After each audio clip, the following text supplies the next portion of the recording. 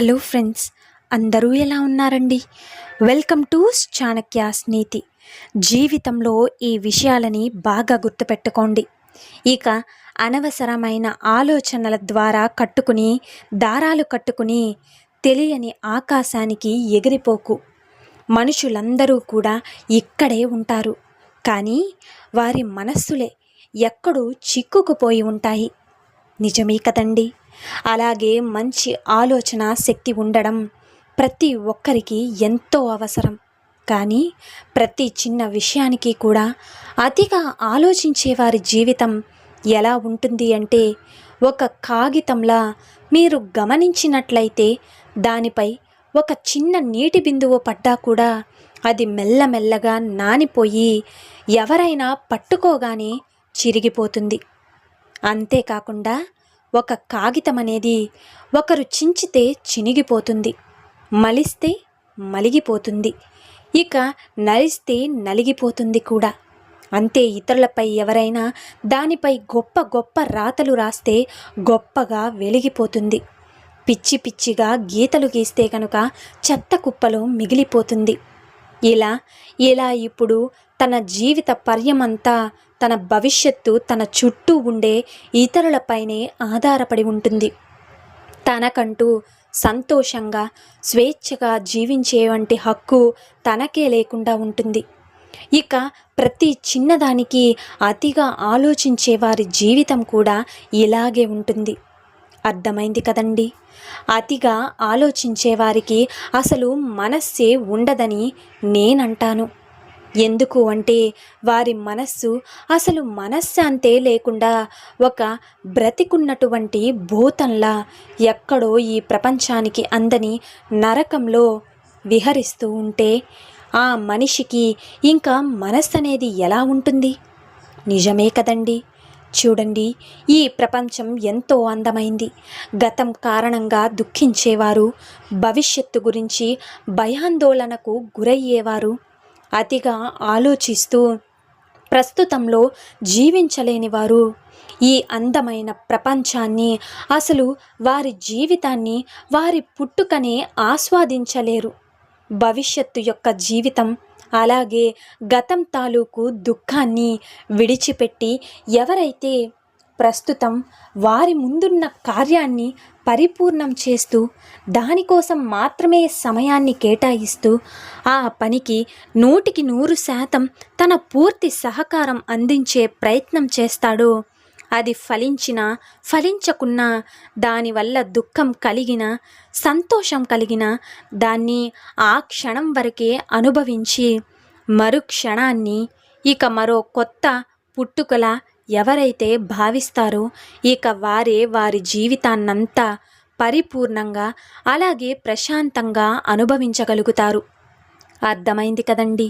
ఫలితం ఏదైనా కానివ్వండి, పోరాడకముందే భయంతో మీతో మీరు ఓడిపోకండి. నీకు మాత్రమే ఎందుకు ఇన్ని కష్టాలు అంటే, నీ శక్తి ఏమిటో నీకు తెలియపరచడానికే. మీకు కావలసిన దాని గురించి ప్రయత్నించినప్పుడు అది దక్కలేదని బాధపడడంలో అర్థం లేదు. ఇక ఏది తప్పో ఏది ఒప్పో మీ అంతరాత్మ చెప్తూనే ఉంటుంది. తెలియదు అనడం ఆత్మవంచన. నీ ప్రయాణం ఎప్పుడూ కూడా ధర్మ మార్గంలోనే ఉంటే స్వయంగా ఆ పరమాత్ముడే నిన్ను నీ గమ్యానికి తప్పకుండా చేరుస్తాడు. అర్థమైంది కదండి. ఓపికతో ఉండండి, అన్నీ మీరు అనుకున్నట్లే జరుగుతాయి. ఇక నీ దగ్గర డబ్బు ఉన్నప్పుడు తక్కువ ఖర్చు చేస్తే ఆపద కాలంలో నిన్ను అది ఆదుకుంటుంది. విచ్చలవిడిగా ఖర్చు చేశావంటే నీ జీవితంలోనే ఆడుకుంటుంది. అర్థమైంది కదా. గుర్తుంచుకోండి, ఎదుటి వ్యక్తికి మీపై నేరుగా గెలిచే దమ్ము లేనప్పుడే మీ వ్యక్తిత్వాన్ని విమర్శించడం మొదలు పెడతారు. ఇక ఆ కారణంగా ఒక వ్యక్తి మీపై ప్రేమ చూపుతున్నారంటే వారు మిమ్మల్ని మోసం చేసి ఉంటారు, లేదు అంటే మోసం చేసేందుకు ప్రయత్నిస్తూ ఉండి ఉంటారు. జాగ్రత్తగా ఉండండి.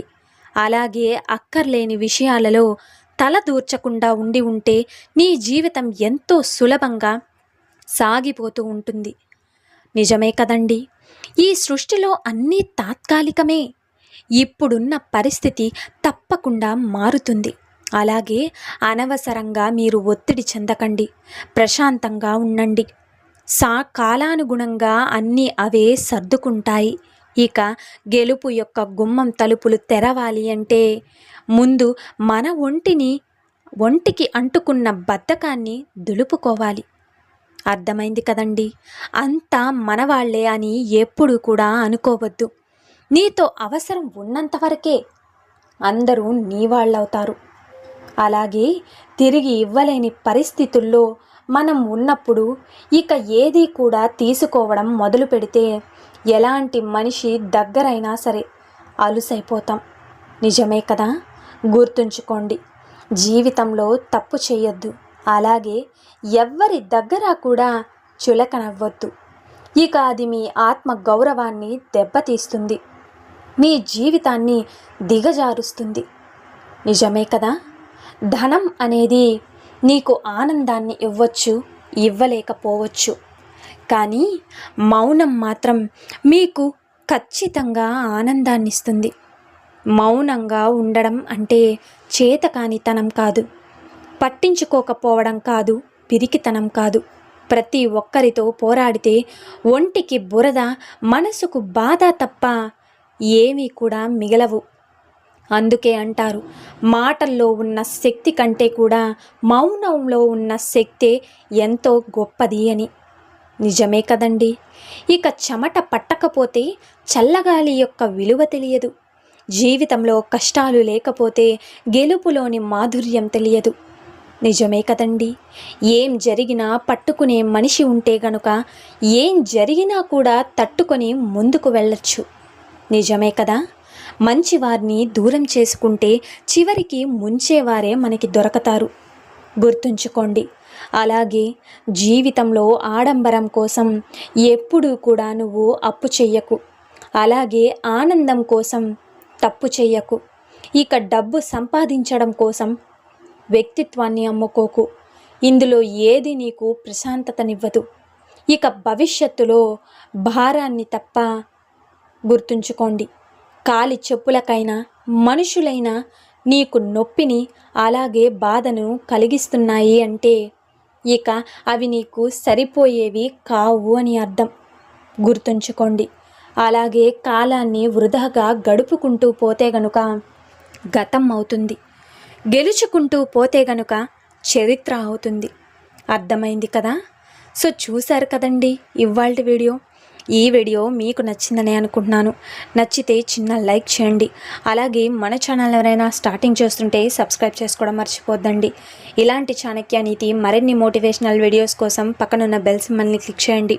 అలా చేస్తే నేను పెట్టే ప్రతి వీడియో మీకు నోటిఫికేషన్ రూపంలో వచ్చేస్తుంది. So thank you for watching friends.